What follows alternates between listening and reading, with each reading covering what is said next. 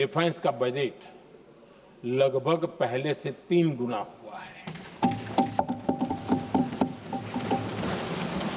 Defence production में करीब करीब 250% वृद्धि हुई है, 250% वृद्धि हुई है। 11 वर्षों में डिफेंस एक्सपोर्ट 30 गुना से भी ज्यादा बढ़ा है, 30 गुना से ज्यादा। डिफेंस एक्सपोर्ट आज दुनिया के करीब 100 देशों तक हम पहुंचे। और आदरणीय अध्यक्ष जी, कुछ चीजें ऐसी होती हैं जो इतिहास में बहुत बड़ा प्रभाव छोड़ती हैं। ऑपरेशन सिंदूर ने डिफेंस का जो मार्केट है उसमें भारत का झंडा गाड़ दिया है। भारत के हथियारों की डिमांड आज बढ़ती चली जा रही है, मांग बढ़ रही है। ये भारत में उद्योगों को भी बल देगी, एमएसएमईज को बल देगी, हमारे नौजवानों को रोजगार देगी और हमारे नौजवान अपनी बनाई चीजों से दुनिया में अपनी ताकत का प्रदर्शन कर पाएंगे। ये आज दिख रहा है, मैं देख रहा हूं। डिफेंस के क्षेत्र में जो आत्मनिर्भर भारत की दिशा में हम जो कदम उठा रहे हैं, मैं हैरान हूं। कुछ लोगों को आज भी तकलीफ हो रही है, जैसे उनका खजाना लूट गया। ये कौन सी मानसिकता है? देश को ऐसे लोगों को पहचानना होगा। आदरणीय अध्यक्ष जी, मैं स्पष्ट करना चाहता हूं, डिफेंस में भारत का आत्मनिर्भर होना ये आज की शस्त्रों की स्पर्धा में के काल में विश्व शांति के लिए भी जरूरी है।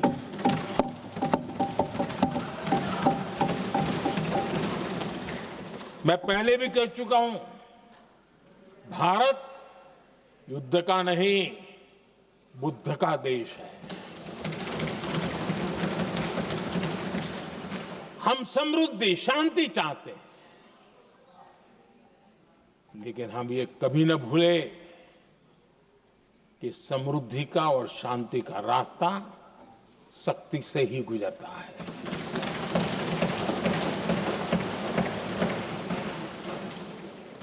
आदरणीय अध्यक्ष जी, हमारा भारत छत्रपति शिवाजी महाराज, महाराजा रणजीत सिंह, राजेंद्र चोला, महाराणा प्रताप, लसित बोरफुकन और महाराजा सुहेलदेव का देश है।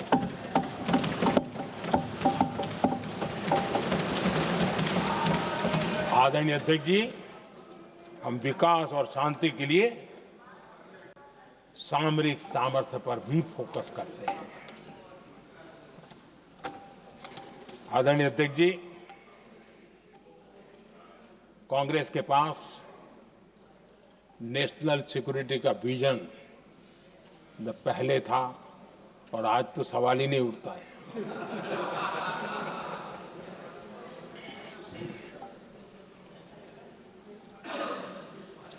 कांग्रेस ने हमेशा नेशनल सिक्योरिटी पर समझौता किया। आज जो लोग पूछ रहे हैं पीओके को वापस क्यों नहीं लिया, वैसे ये सवाल मुझे ही पूछ सकते हैं और किसको पूछ सकते हैं।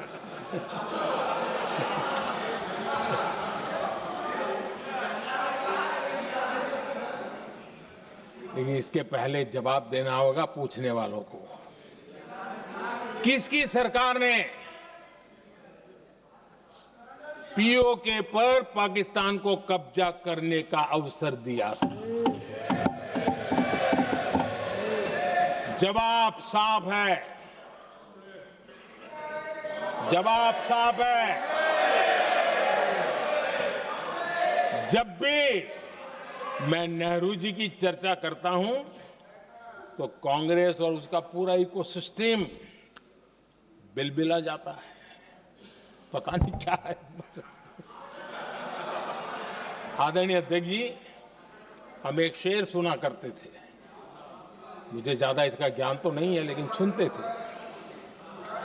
लम्हों ने खता की और सदियों ने सजा पाई। आजादी के बाद से ही जो फैसले लिए गए, उनकी सजा आज तक देश भुगत रहा है।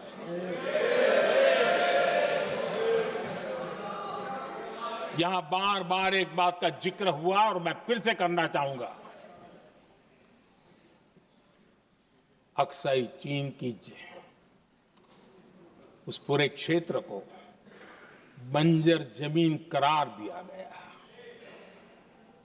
ये कह करके तो बंजर है। देश की 38,000 वर्ग किलोमीटर जमीन हमें खोनी पड़ी।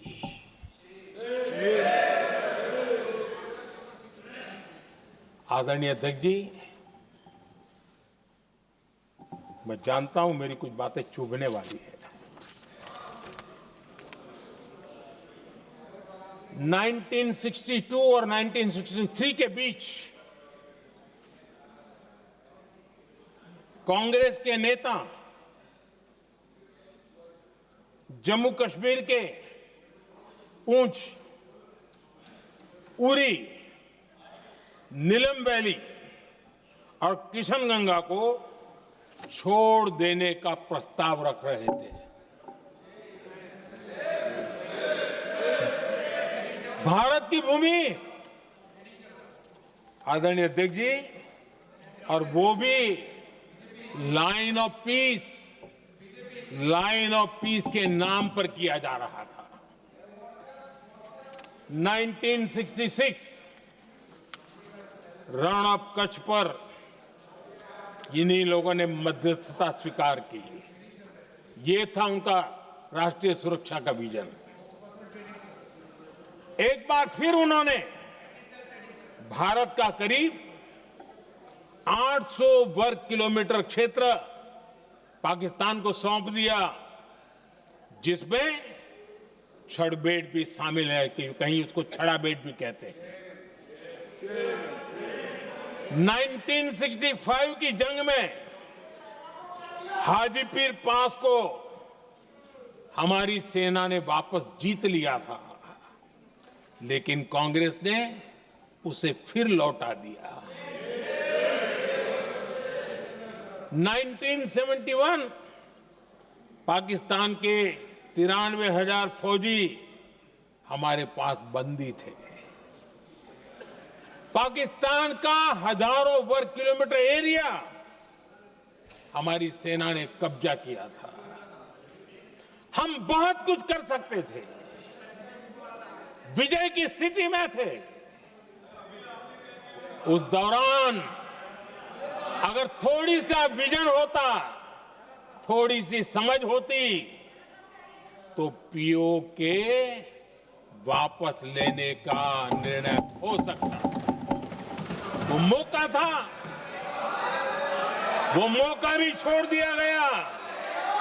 अरे इतना ही नहीं, इतना सारा जब सामने टेबल पर था, अरे कम से कम करतारपुर साहब को तो ले सकते थे, वो ही नहीं कर पाया।